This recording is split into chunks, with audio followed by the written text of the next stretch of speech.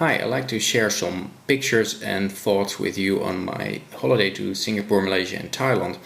Here is the Royal Palace in Bangkok, and you see a lot of temples there. And how would you go about it if you were a ruler and you like to extract a lot of wealth from your people? Well, one thing you could do is you could tell them you have an army of flying monkey soldiers, and here you see one depicted on a mural.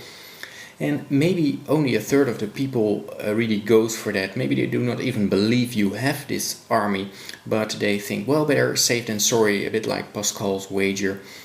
Maybe I just give him some money and then I'm at least safe. Or maybe also some people really believe you have this army, and maybe we see one right here. Now, still you would not get over 1/3 of the people, I guess. So what else do you need? You need a place where they can worship a god for the poor. And here you see them praying and sacrificing to this god for the poor. And it doesn't matter that this god for the poor is inside a palace that is filled with gold and emeralds and wealth extracted from the poor by the rich. That does not matter at all. People care for the poor, so that is something you can exploit. And you see that being done right here. And maybe you get to 2/3 then, and then you still need more people behind you, and you could do that. What else do they care about? They care about the environment. So you have a rain ritual, and you just tell them you can control the climate. You see that in the West being done also. And that gets the rest. And if there are still some people who dare to resist, then you always have the guns. Of course, the guns in the end determine who is the real exploiter and who is the exploited. Now, who does all this wealth go to? Well, we see them right here. They stare at you from every street corner, big portraits, and the people so-called adore them. How do you get to be a ruler? Well, you have to be crowned in a coronation hall. This is the coronation hall. And of course, it couldn't be any other way. You are asked by a representative of the people. So it has to have this air of legitimacy. Even in times gone by, you could not just say, I'm the ruler and everyone be a subject. Now, did I not see any truth there, not any word of truth in this whole complex? Yes, I did. I did see a small sign with a word of truth. What did it say? It said this: beware of your valuable possessions. Because, of course, the author meant if you don't care for them, they might end up in someone's fucking bloody golden temple. And he didn't write that down, but I'm sure that's what he meant. So how do you get people living in a dump like this to hand over their wealth to people living in a palace like that? Well, of course, you need all the things I mentioned before. And what do you get? You get, of course, really stupid people if you tell them they care for the poor in a palace of gold and they should not pursue material wealth in a Buddhist temple that is made of gold. And you get really fucked up people who have their fortune read by these tarot card readers. And yeah, so they're not so smart, not in touch with reality, not good at creating wealth from reality because they cannot really predict reality, but they're really good slaves, so you have to make a compromise there. And how do you go about it? You start young, you see some temple Buddhist monks, and of course you need a school system where they march with flags and marching music and shout and with a megaphone at them. You have uniforms, colors, soccer matches, and here you see the whole 9 yards at play.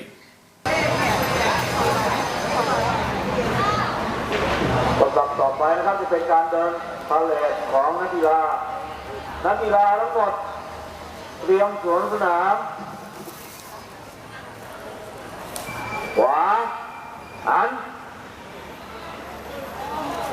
หน้าเดิน ข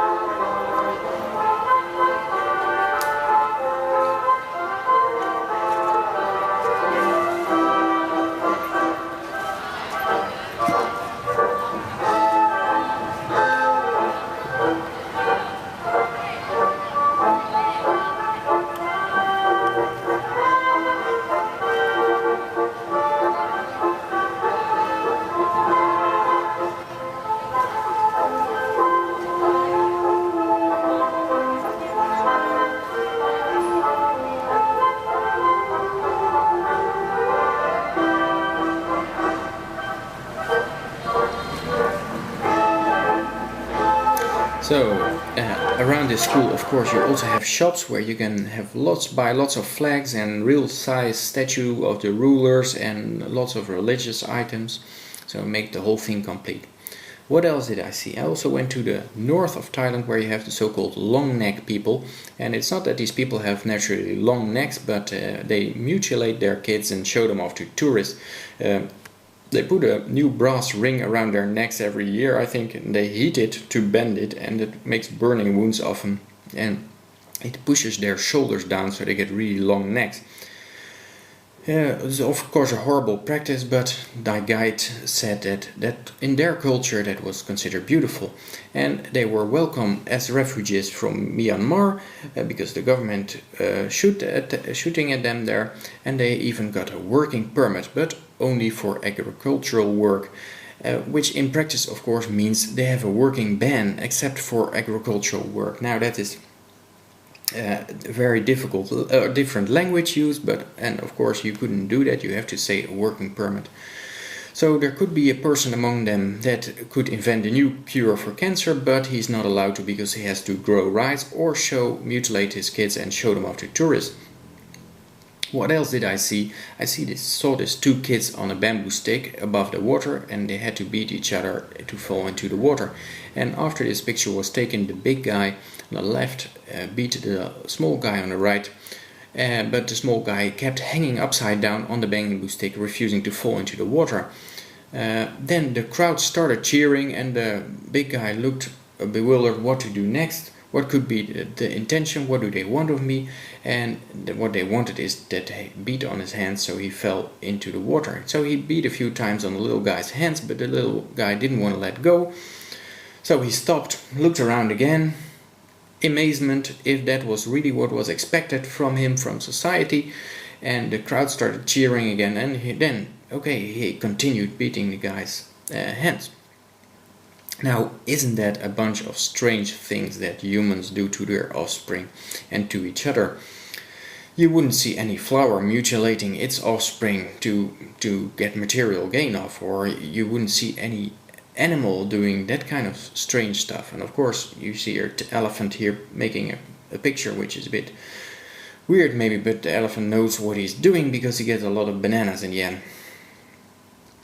And yes, this whole process, this whole school process which turns children into tax slaves is deterministic. You have to realize that, because it is as reliable as a sausage factory turning out sausages.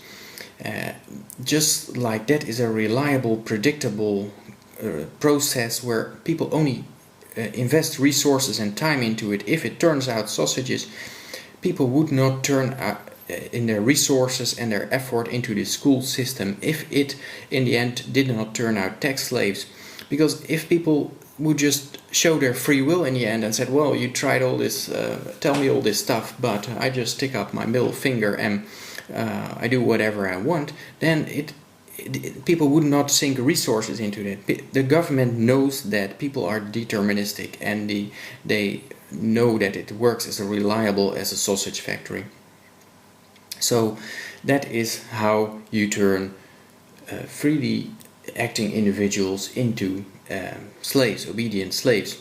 And of course religion is a whole important part of it. And here you see a temple put down by a rich industrial.